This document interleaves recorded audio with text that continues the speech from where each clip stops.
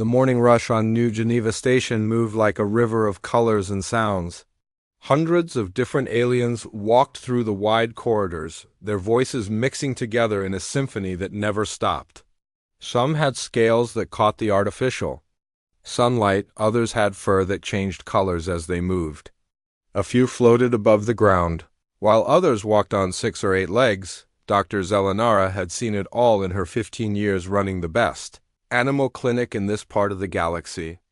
Her 6 thin arms moved with practiced ease as she checked the morning schedule on her glowing screen. The Xanthari doctor's compound eyes could see in directions that would make most creatures dizzy, but today she focused on the list of patients.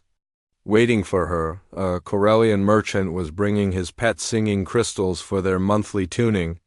3 Valdarian families had appointments for their telepathic companion bonds. The usual mix of exotic creatures that called the space station home. Nothing too challenging for someone with her experience. Then she saw the last appointment of the day. The name was simple enough. Jake Morrison, human. But the creature listed made her pause. Species designation, Terran apex predator. Medical notes, annual checkup, owner reports recent behavioral changes. Zelenara's primary eyes widened.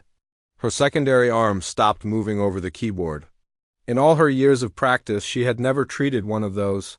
The Galactic database was very clear about creatures from Earth. Terran apex predators were classified as class A dangerous fauna. The warnings filled 3 full pages of her medical reference guide. She pulled up the file and read it again, hoping she had made a mistake. Pack hunters, powerful jaws capable of crushing bone. Keen senses that could track prey across vast distances. Historical use in human warfare and law enforcement. The list went on, each line more concerning than the last. Her assistant. Pip poked his small blue head around the corner. The Glimmerian was barely 3 feet tall, with large golden eyes that seemed to take up half his face. Doctor, your next patient is here. The human with the ... the thing. The thing? Zelenara asked, though she already knew what Pip meant. The predator. He's in the waiting room now. The other patients are... well, they're leaving. Zelenara set down her medical tablet and walked to the observation window that looked out into the waiting area. What she saw made her pause again. A human male sat calmly in one of the larger chairs, a standard pet carrier beside him. He looked to be in his 30s with short brown hair and wearing the simple clothes of a cargo ship worker. Nothing about him seemed threatening or unusual. The carrier, however, was another matter entirely. It was made of reinforced metal with thick bars across the front. Every few seconds, a low rumbling sound came from inside. The sound made several nearby aliens shift uncomfortably in their seats. As Zelenara watched, a family of Zelonian traders gathered their things and hurried toward the exit. The human seemed completely unaware of the effect his presence was having. He scrolled through something on a small device, occasionally glancing at the carrier with what looked like affection. When the rumbling sound came again, louder this time, he reached over and tapped the top of the carrier gently. "Easy there, buddy," she heard him say through the audio system. "We'll be done soon." More aliens began leaving the waiting room. A Corellian merchant clutched his singing crystal cage tighter and asked the reception desk if he could reschedule. 2 Valdarian parents quickly ushered their children toward the door, whispering urgently in their own language. Within minutes, the waiting room was nearly empty except for the human and his mysterious companion. The only other patient remaining was an elderly Xanthari with a small healing lizard, and even she kept glancing nervously at the carrier. Pip appeared beside Zelenara again, his golden eyes wide with worry. "Doctor, should we activate the emergency protocols?" The safety systems detected a class of predator as soon as he walked in. Zelenara considered this. The clinic's advanced sensors were designed to identify potentially dangerous creatures and automatically enable containment measures. Force fields, emergency sedatives, reinforced barriers, all standard equipment for treating the galaxy's more challenging fauna, but she had never actually needed to use them. Not yet, she decided. Let me review his paperwork first. She walked to the reception desk where a neat stack of forms waited for her. The human had filled everything out in careful, block letters. Owner name, Jake Morrison. Creature name, Rex, age 8 standard years. Reason for visit, annual checkup. And vaccinations. Under medical history, Jake had written a few brief notes. Gets car sick during long jumps, doesn't like thunder. Has been acting spoiled lately, wants extra treats and attention. The comments seemed oddly casual for someone describing a dangerous predator. The emergency contact section listed Jake's cargo ship license and route information. He traveled the Outer Rim territories, carrying supplies to mining colonies and research stations. Not the kind of work someone would do with an unstable killing machine as a companion. Still, the classification was clear. The Galactic database didn't make mistakes about these things. If it said Terran apex predator, then that's what was sitting in her waiting room, making those low rumbling sounds that sent every other species running for the exits. Zelenara picked up the paperwork and walked toward the waiting room.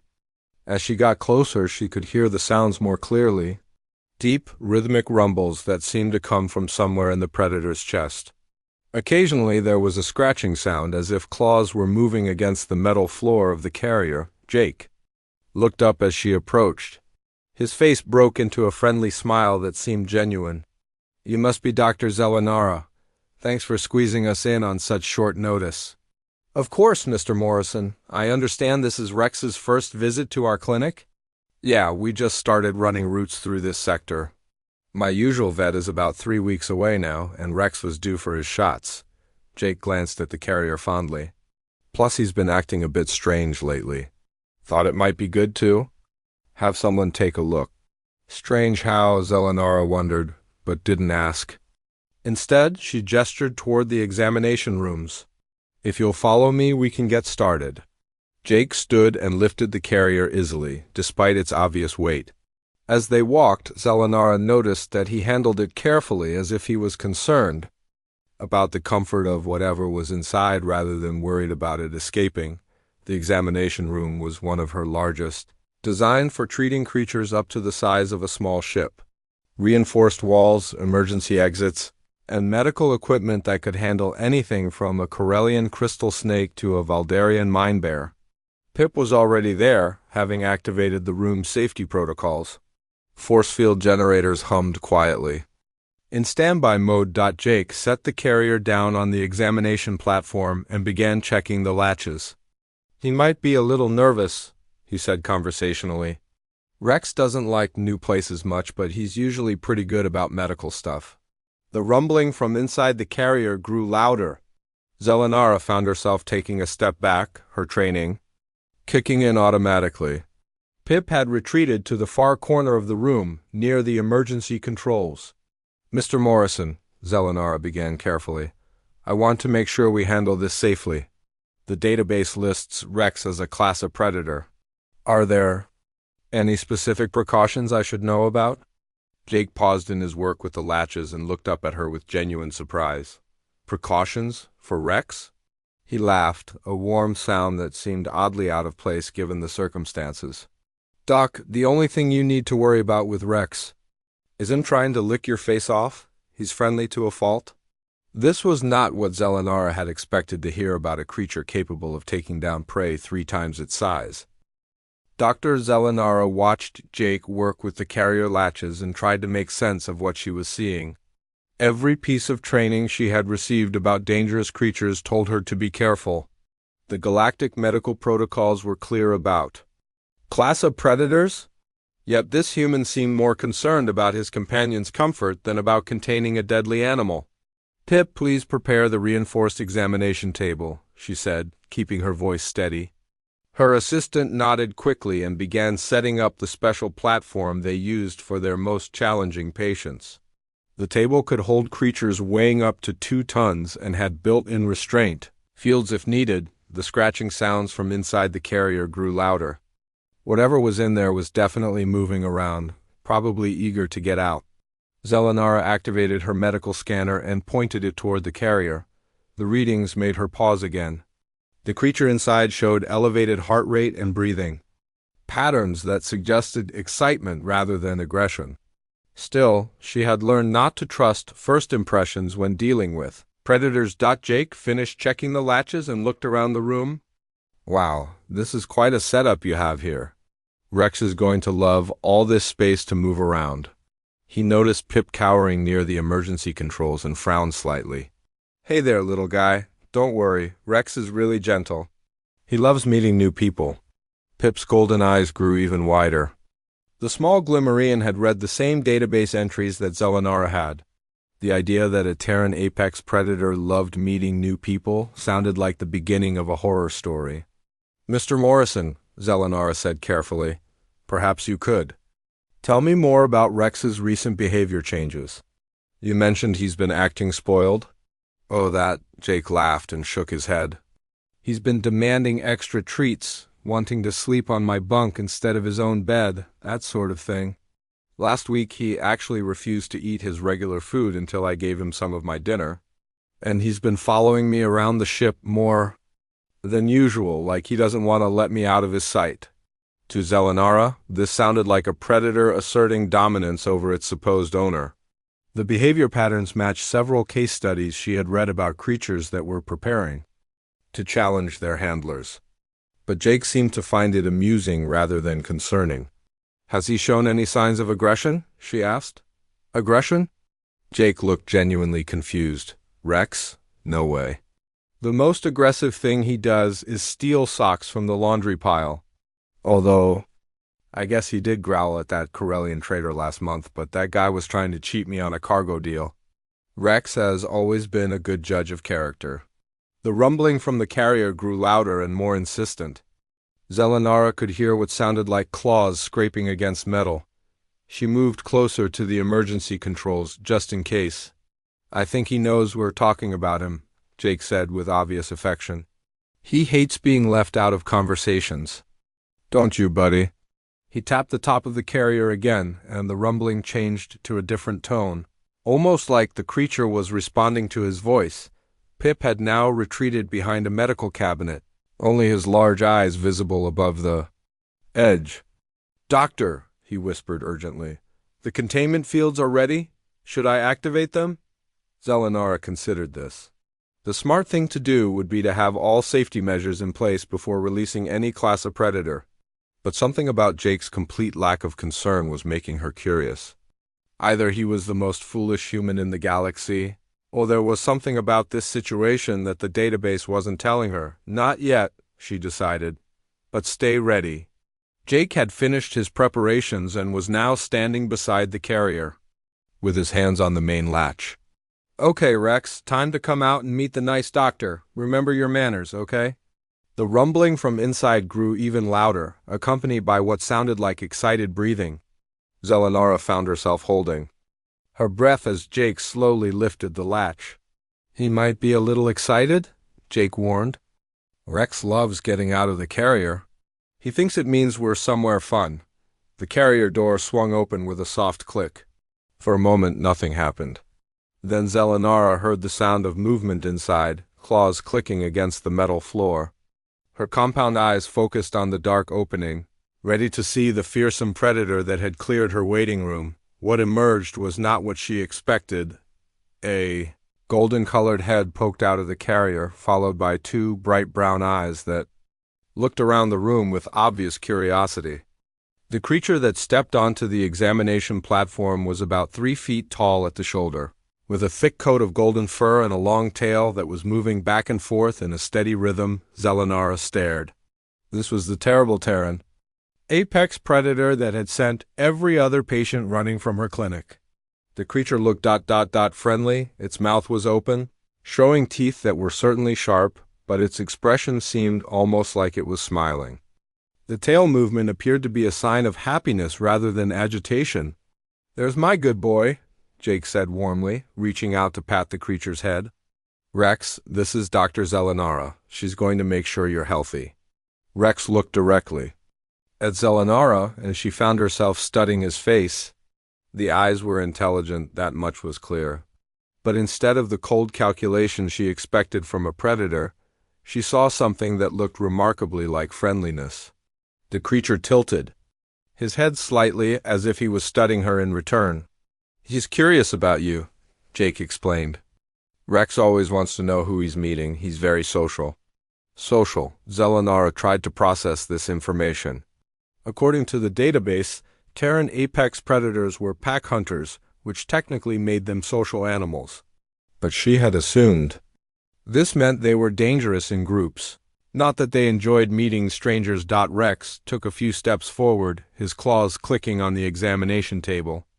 The sound that had seemed so threatening from inside the carrier now seemed almost musical.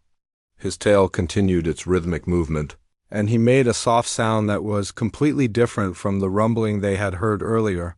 "What is that sound?" Pip whispered from behind his cabinet. "Oh, that's just Rex being happy," Jake said. "He makes different sounds depending on his mood." "The rumbling you heard before was because he was excited about getting out. This sound means he's content."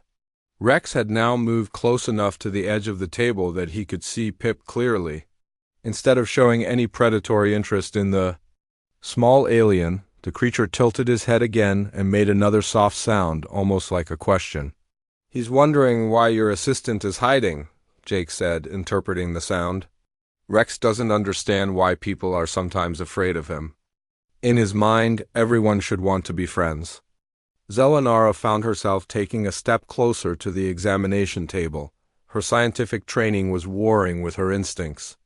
Everything she was observing contradicted what she knew about dangerous predators. Rex's body language, his sounds, even the way he moved, none of it suggested aggression or hunting behavior. "Mr. Morrison," she said slowly, "I need to ask you something important. Are you certain this creature is what your paperwork claims? The classification says Terran apex predator, but—" "Oh, he's definitely that," Jake replied confidently. "Rex is a purebred German shepherd, one of the finest examples of his breed, according to his bloodline papers.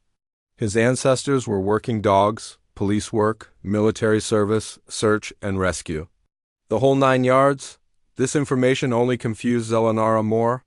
If Rex came from a line of working animals used in law enforcement and military operations, that should make him more dangerous, not less. Yet the creature now sitting calmly on her examination table looked like he was more interested in making friends than hunting prey. Rex suddenly did something that made both Zelenara and Pip gasp. He lay down on the table, rolled onto his back, and looked up at them with what could only be described as a hopeful expression. His tail continued moving, sweeping back and forth across the table surface. Double quotes. "Oh, you want belly rubs already?" Jake laughed. "Rex, we haven't even started the examination yet. You need to be patient." But he reached over and gently rubbed the creature's exposed stomach, and Rex made a sound that was clearly one of pure contentment. His back legs moved in the air as if he was trying to run while lying down. Zelenara realized her mouth was open and closed it quickly. In all her years of treating dangerous animals, she had never seen a predator voluntarily expose its most vulnerable area to strangers.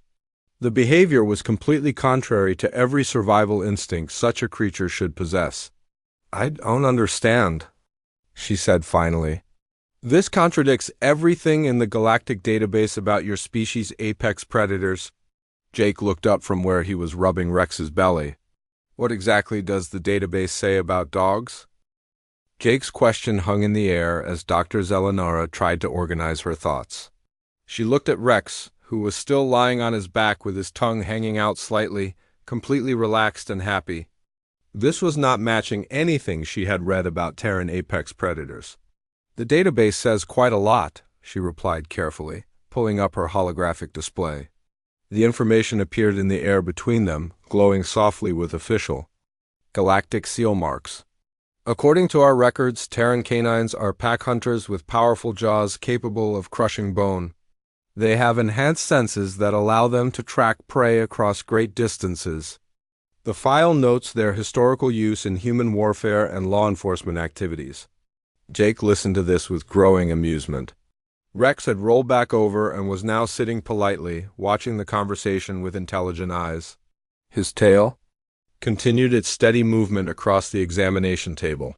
"Well, that's all technically true," Jake said. "Dogs do have strong jaws and great senses. And yeah, humans have used dogs in military and police work for thousands of years. But the database is missing some pretty important context.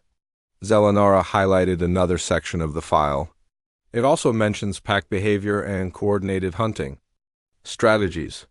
The warnings suggest that these creatures become more dangerous in groups. Again, true in a way, Jake nodded. Dogs are social animals. They like being part of a pack, but he reached over and scratched behind Rex's ears, causing the dog to lean into his hand with obvious pleasure. The thing is, we became their pack. Humans and dogs figured out thousands of years ago that we work better together than apart. This concept was difficult for Zelenara to understand. Most species in the galaxy had relationships with other animals, but they were usually simple arrangements.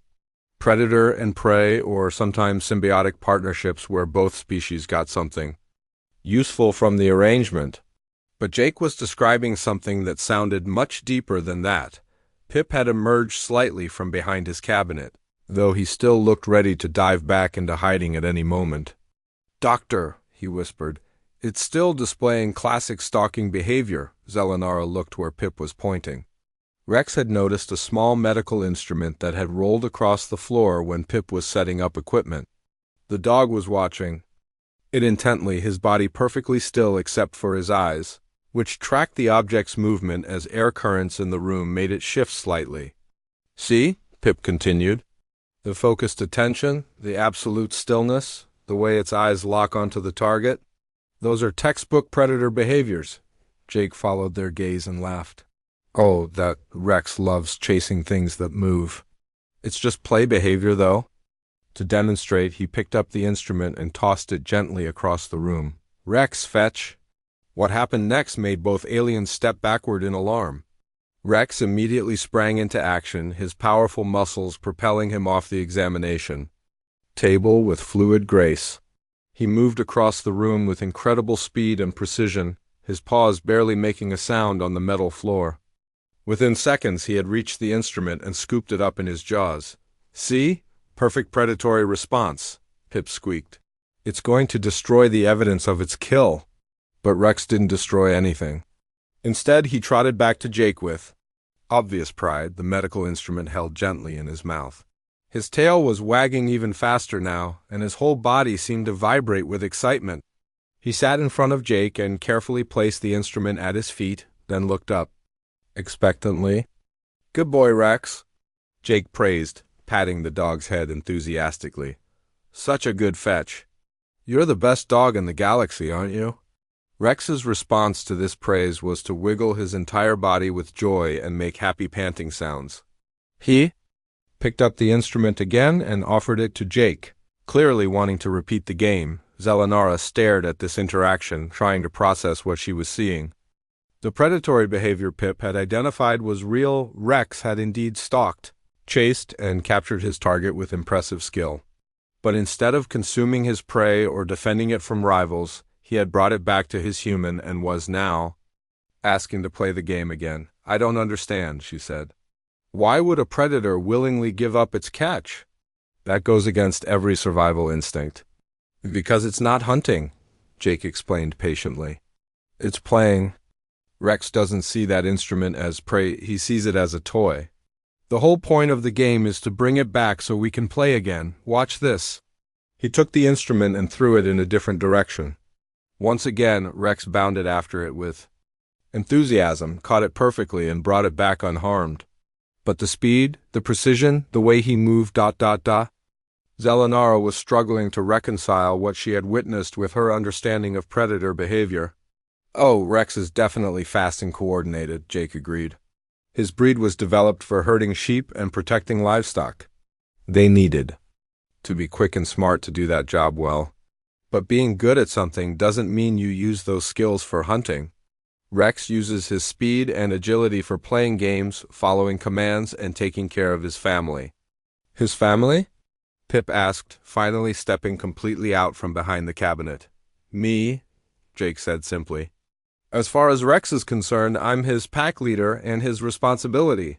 He's been bred for thousands of generations to protect and serve humans. It's not just training, it's literally in his genes to want to help us." To illustrate his point, Jake sat down on the floor near the examination table. Rex immediately moved to sit beside him, pressing his body against Jake's side. The dog's attention was now focused entirely on his human, watching for any sign that Jake might need something. See how he's positioning himself, Jake pointed out. He's keeping watch while staying close enough to respond if I need help. If someone he didn't know came into this room right now, Rex would put himself between them and me automatically. Not because he's aggressive, but because protecting his pack is what he's supposed to do. Zelenara pulled up another section of the database file. The records do mention protective behaviors, but they're listed under territorial aggression and resource guarding. I guess that's one way to describe it, Jake shrugged. But it's really more like love, I suppose. Rex doesn't protect me because he thinks I belong to him. He protects me because he loves me and I'm his family. There's a difference. This was an entirely new concept for Zelenara. She had studied hundreds of species and their relationships with other creatures, but she had never encountered anything quite like what Jake was describing. The idea that a powerful predator would dedicate its life to caring for another species out of something as simple as affection was almost impossible to believe. But surely there must be some kind of exchange, she insisted. What does Rex get in return for this protection and service? Jake looked at her with surprise, as if the question had never occurred to him. Well, food and shelter, obviously. Medical care when he needs it. But mostly just companionship, I guess. Rex gets to be part of a family. He gets love and attention and someone to play with. He gets to feel useful and important. That's all. Pip asked. No territory, no hunting rights, no dominance in the pack hierarchy? Rex couldn't care less about dominance, Jake laughed. Watch this. Rex, down. The dog immediately lay down on the floor. Roll over. Rex rolled over onto his back again. Stay. Rex remained perfectly still, even when Jake walked to the other side of the room. The aliens watched this demonstration with growing amazement. Here was a creature that could clearly overpower most beings in the room, yet he followed simple voice. Commands without question or hesitation. More than that, he seemed happy to do it. I still don't understand why he obeys, Zelenara said. What stops him from simply ignoring your commands? Jake walked back to Rex and gave him another command. Okay, good boy. Come here. Rex jumped up and trotted over, his tail wagging. Jake knelt down and hugged the dog around the neck, and Rex leaned into the embrace with obvious contentment. Nothing stops him, Jake said. Rex obeys because he wants to make me happy. Because he trusts me to make good decisions for both of us. Because thousands of years of breeding and partnership have created a bond that goes beyond simple training. Rex isn't my pet or my property. He's my partner. We take care of each other. Zelenara looked at the database file again, seeing the clinical descriptions of predatory behavior and pack dynamics. But those cold facts completely missed the emotional reality of what she was witnessing. The database described the capabilities of the weapon, but it said nothing about the love that had transformed that weapon into a friend. Your database is right about what dogs can do, Jake continued, still hugging Rex. They are predators. They are pack hunters. They do have powerful jaws and sharp teeth and strong protective instincts. But what the database doesn't tell you is what dogs choose to do with those abilities when they're part of a human family. Rex chose that moment to demonstrate Jake's point perfectly. He gently licked Jake's face with obvious affection, then turned to look at Zelenara and Pip with friendly curiosity. His tail never stopped wagging, and his whole posture radiated peaceful contentment. He wants to be friends with you too, Jake said, noticing where Rex was looking. That's just who he is. Dr. Zelenara decided it was time to begin the actual medical examination. She had spent enough time being amazed by Rex's behavior. Now she needed to focus on her job as a veterinarian. But as she approached the examination table, she found herself moving more slowly than usual, still not entirely sure what to expect from this unusual patient. Rex, up on the table, please, Jake said simply, without hesitation. Rex jumped back onto the examination platform and sat down, looking expectantly. at Selenara. His tail continued its steady wagging, and his brown eyes followed her movements with intelligent interest. There was no sign of the fear or aggression that most wild predators showed when brought to a medical facility. "He's very calm," Selenara observed, preparing her medical scanner. "Most creatures are nervous during examinations. Rex has been to the vet plenty of times," Jake explained. "He learned early on that doctors help him feel better when he's sick. Now he actually gets excited about checkups because he knows he'll get treats afterward." Selenara activated her scanner and began the initial readings. The device hummed softly as it collected data about Rex's vital signs: bone density, muscle mass, and internal organ function. What she saw on her display made her pause once again. Rex was in remarkable physical condition. His muscle development was perfect for a creature of his size and breed. His heart rate was steady and strong. His bone density indicated a frame built for both speed and power. Every measurement confirmed that this animal was indeed a perfectly designed predator, exactly as the database described. But as she moved the scanner closer to his head to check his sensory organs, Rex did something unexpected. He leaned forward slightly and sniffed the device, his nose twitching as he explored this new scent. When Selenara didn't pull away, he gently touched the scanner with his nose, as if he was trying to understand what it was. "He's curious about your equipment," Jake said with amusement. "Rex always wants to investigate new things. It's one of the traits that made his breed good at search and rescue work." The scanner readings from Rex's head were extraordinary. His hearing range extended far beyond what most species could detect. His sense of smell was so sensitive that he could probably track a scent trail that was days old. His vision, while not as sharp as some creatures, was excellent at detecting movement and worked well in low light conditions. "These sensory capabilities are incredible," Selenara said, studying the data. He could track prey across vast distances, hear threats approaching from far away, detect chemical changes that would warn of danger. Why doesn't he use these abilities for hunting? "Oh, he uses them all the time," Jake replied. "Just not for hunting. Rex uses his nose to find things I've lost on the ship. His hearing lets him know when someone's coming long before I do. His ability to sense my moods helps him know when I'm stressed or sad so he can comfort me." To demonstrate, Jake moved to the other side of the room and quietly picked up a small medical tool, being careful not to make any obvious noise. Rex's ears immediately swiveled toward the sound, pinpointing Jake's location even though the dog was still facing Selenara. "See? He's keeping track of where I am and what I'm doing, even while he's focused on you. It's not because he's hunting me, it's because he's protecting me. If something happened and I called for help, Rex would know exactly where to find me." Selenara continued her examination, checking Rex's teeth and jaw structure. His canine teeth were indeed sharp and strong, capable of inflicting serious damage if he chose to use them aggressively. His jaw muscles were powerful enough to crush bones, just as the database warned, but as she examined his mouth, Rex remained perfectly still and cooperative. When she needed to look at his back teeth, Jake simply said, "Open," and Rex opened his mouth wider, allowing her complete access. His tongue hung out slightly, and he seemed almost amused by the whole process. "His bite force could seriously injure most species," Selenara noted.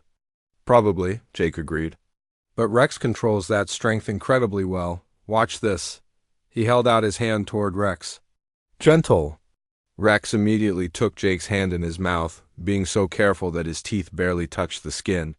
He held the hand gently for a moment, then released it without leaving so much as a mark. "He learned that command when he was a puppy," Jake explained. "Dogs need to understand how to control their strength, especially around children or smaller creatures. Rex could accidentally hurt someone if he played too rough, so he learned to be gentle." Pip had been watching this demonstration with growing amazement. The small Glimmerian finally worked up the courage to approach the examination table. Could I try touching him?" Jake looked pleased by the question. "Of course. Rex loves meeting new friends. Just let him smell your hand first so he knows you're not a threat." Pip extended one trembling hand toward Rex. The dog immediately focused on the small alien, his nose working to gather information about this new potential friend. After a moment, Rex's tail wagged faster and he made a soft, friendly sound. "He likes you," Jake said. "Go ahead and pet him. He loves having his ears scratched." With obvious nervousness, Pip reached out and gently touched one of Rex's ears. The dog leaned into the touch, clearly enjoying the attention. Pip's golden eyes grew wide with wonder. "He's so warm," Pip whispered, "and soft. I thought predators would feel I don't know, harder somehow." "Rex is a living creature just like you," Jake said gently. "He has feelings and preferences and favorite activities. He gets cold when it's chilly, hot when it's warm, excited when good things happen, and sad when I have to leave him alone for too long." Zelenara continued her examination while listening to this conversation. She was beginning to understand that her entire approach to classifying creatures had been too narrow. The database focused on what species could do, but it ignored what they chose to do when given alternatives. "Mr. Morrison," she said, "you mentioned that Rex has been acting spoiled lately. Can you describe these behaviors more specifically?" "Well, last week he refused to eat his regular food until I shared my dinner with him. He's been sleeping on my bunk instead of his own bed, even though his bed is perfectly comfortable. And he's been following me around the ship constantly, like he's worried I might disappear if he's not watching." As Jake described these behaviors, Zelenara realized she had been thinking about them all wrong. What she had initially interpreted as a predator asserting dominance was actually something much more touching. Rex wasn't trying to control Jake, he was trying to stay close to the person he loved. "How do you respond when he does these things?" she asked. "Usually I give in," Jake admitted with a sheepish smile. "I know I probably shouldn't encourage him, but it's hard to say no when he looks at me with those eyes. And honestly, I enjoy his company. Space travel can be lonely, and Rex makes everything better just by being there." Zelenara finished her physical examination and moved on to drawing blood samples for testing.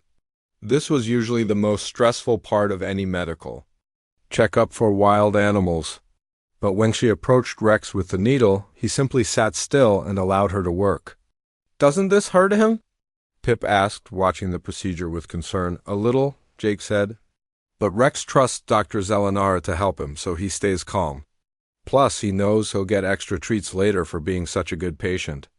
The blood work would take a few minutes to process, so Zelenara decided to learn more about Rex's daily life with Jake.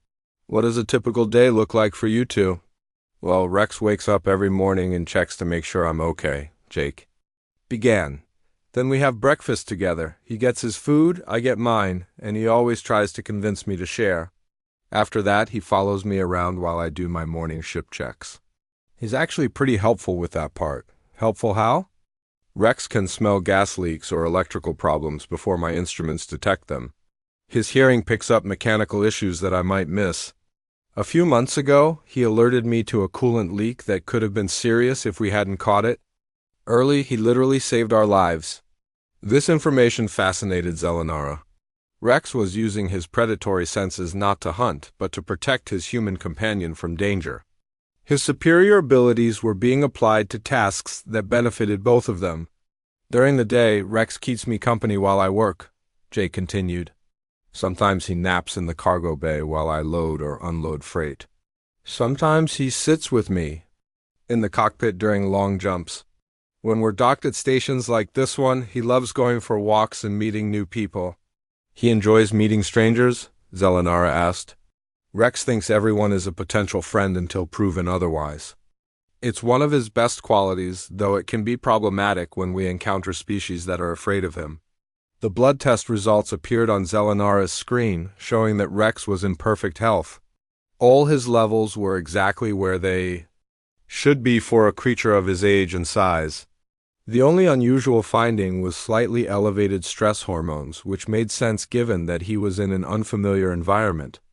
"Everything looks excellent," she reported. "Rex is clearly well cared for. His nutrition is perfect, his exercise levels are appropriate, and there are no signs of disease or injury." "That's great to hear," Jake said, relief evident in his voice. I worry about him sometimes. As the examination wound down, Dr. Zelenara found herself looking at Rex with completely different eyes than when he had first arrived. The creature sitting calmly on her examination table was still everything the Galactic database said he was: a powerful predator with incredible senses and formidable physical abilities. But now she understood that those facts told only part of the story. "Well, Rex is officially the healthiest patient I've seen in months," she announced, putting away her medical equipment. "His vaccination boosters are complete, and I see no reason to worry about his recent behavior changes. He's simply showing normal affection patterns for a bonded companion animal." Jake's face lit up with relief and happiness. "That's wonderful news. I was starting to worry that maybe I was spoiling him too much."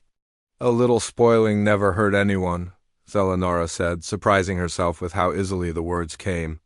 A few hours ago, she would never have made such a casual comment about a class of predator. But Rex had changed her perspective on many things. Pip had grown much braver during the examination. He was now standing close enough to the table that Rex could see him clearly, and the dog kept looking at the small alien with friendly interest. Every time their eyes met, Rex's tail would wag a little faster. "Doctor," Pip said quietly, "do you think could I pet him one more time before he goes?" "Of course you can," Jake answered before Zelenara could respond. "Rex would love that. He's made a new friend today." Pip reached out again and gently stroked Rex's head.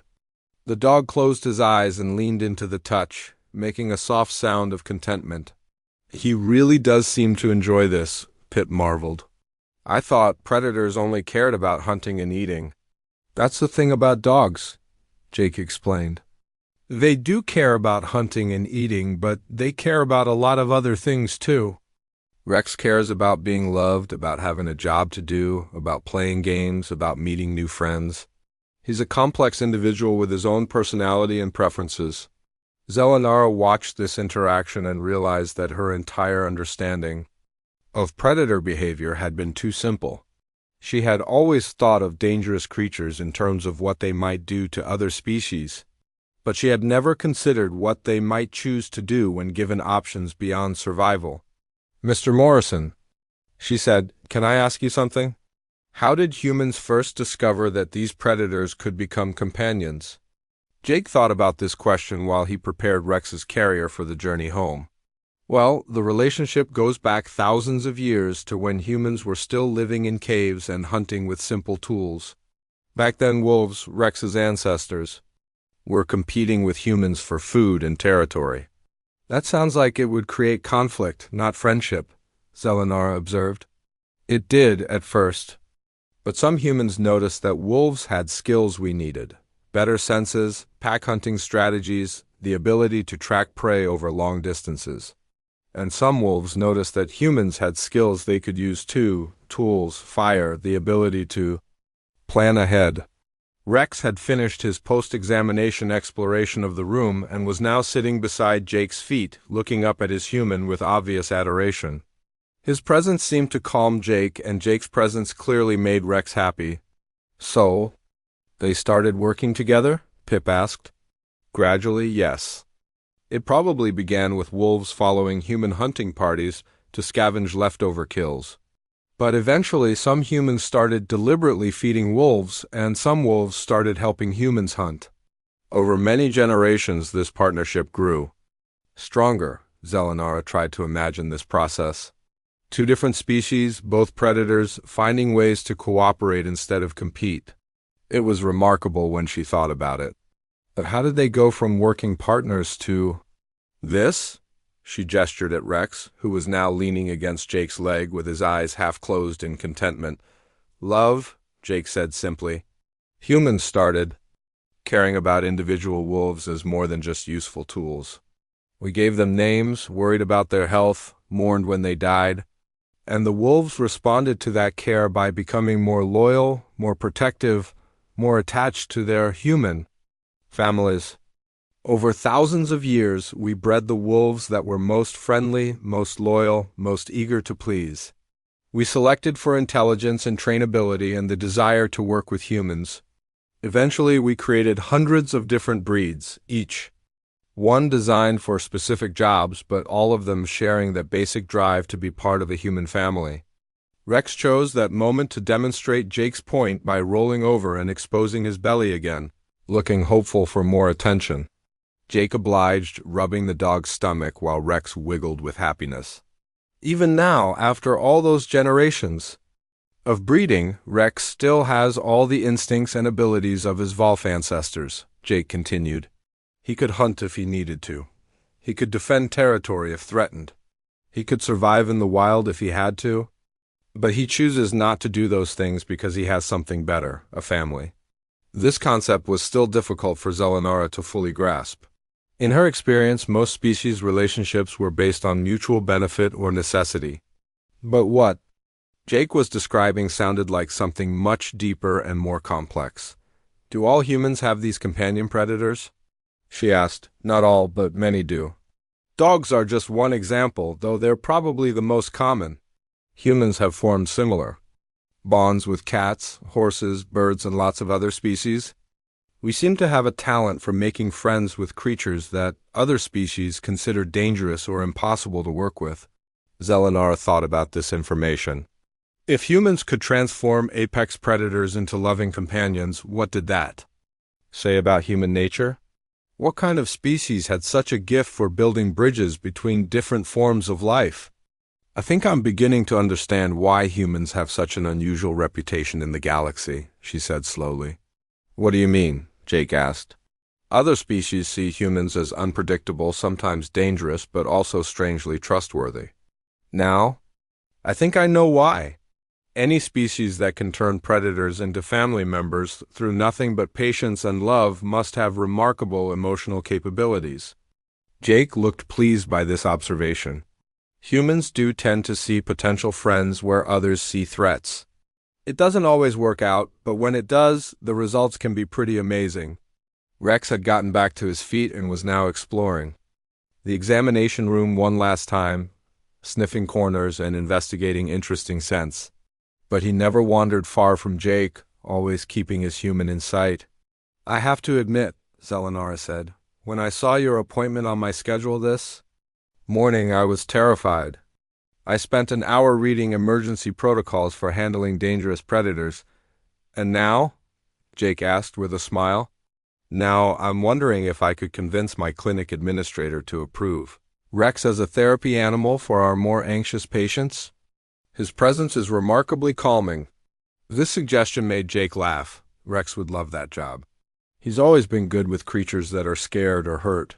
It's like he understands that sometimes beings just need a friend. Pip had been listening to this conversation with growing excitement. Doctor, do you think could humans help other species develop similar relationships with their native predators? That's an interesting question, Zelenara replied. It would probably take a very long time and require a lot of patience. But if humans were willing to share their knowledge, I think most humans would be happy to help, Jake said. We love talking about our animal companions. There are entire networks of humans who do nothing but help other people train and care for their pets. As Jake prepared to leave, Rex seemed to sense that their visit was ending. He walked over to Zelenara and sat in front of her, looking up with those intelligent brown eyes. His tail wagged slowly, and he made a soft sound that seemed almost like he was saying goodbye. He's thanking you for taking care of him, Jake interpreted. Rex always likes to say goodbye properly. Zelenara reached down and gently patted Rex's head. The dog leaned into her touch one last time, then walked back to Jake and sat beside his carrier, ready to go home. Before you leave, Zelenara said, I want to ask one more favor. Would you mind if I contacted you again in the future?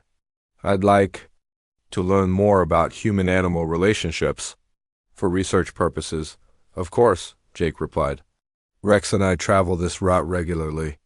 We'll be back in about 6 months for his next checkup. As they prepared to leave, Pip hurried over with something in his hands. Mr. Morrison, could you give this to Rex? He held out a small toy that he had found in the clinic's supply cabinet. It's just a squeaky ball, but I thought he might like it. Rex immediately perked up at the sight of the toy. Jake took it and squeezed it gently, producing a soft squeaking sound. Rex's whole body wiggled with excitement, and he looked back and forth between the ball and Pip with obvious delight.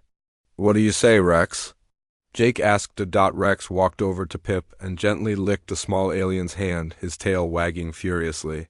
Then he sat and gave Pip his full attention, as if he was trying to communicate his gratitude. "I think that means—" "Thank you," Jake said. Rex loves toys, especially ones that make noise. As Jake and Rex finally left the clinic, Zelenara stood in the doorway watching them go.